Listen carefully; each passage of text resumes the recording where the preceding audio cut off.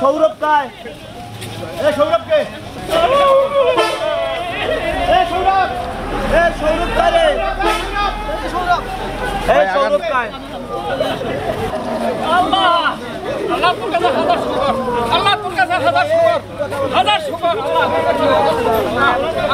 আমার ছোট ভাইকে মাদ্রাসা রাখতে গেছিলাম, মাদ্রাসা থেকে আমি আসতেছি, আসার পরে আমাকে প্রথমে ডিবি অফিসে নিয়ে গেছে। আমি চাই যে আমাদের স্টুডেন্ট যত আছে তাদেরকে যে মিথ্যা মামলা দেওয়া হয়েছে, এমনকি আমার চাচা তিনি হচ্ছে মুদিখানায় দোকান করে, তাকে অন্যায়ভাবে ধরা হয়েছে। আমাদের মানে বাংলাদেশের জনগণকে অন্যায়ভাবে ধরা হচ্ছে এগুলো নিয়েতে। যারা প্রকৃতভাবে ছিল তাদেরকে আপনারা ধরেন, আমাদের স্টুডেন্টকে ধরে তো লাভ নাই, আমার চাচা বা অন্যজনকে তো ধরে লাভ নাই। ছোটো ছেলে হাফিজি মাদ্রাসা পড়ে, প্রতিদিন দুবেলা খাবার দিতে যায় এবং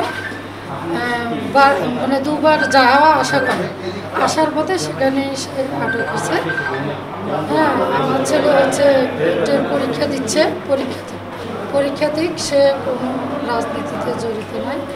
আর আমি পুলিশ স্যার সবাইকে বললাম যে এরকম, তখনই ওনারা সহযোগিতা করছে, সাহায্য করছে। আর আজকে ছুটির দিন ওনারা অনেক কষ্ট করে আসছে এবং আমাদেরকে সময় দিছে, এই জন্য ওনাদের প্রতি আমার অবশ্যই কৃতজ্ঞতা থাকবে।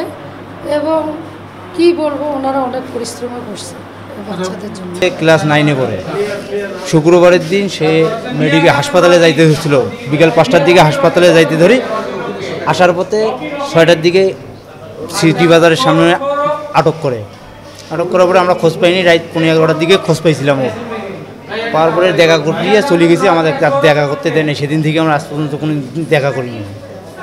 আজকে স্যারেরা ফোন দিয়ে আমাদের ডাকলো, ডাকার পরে এই স্যারেরা যা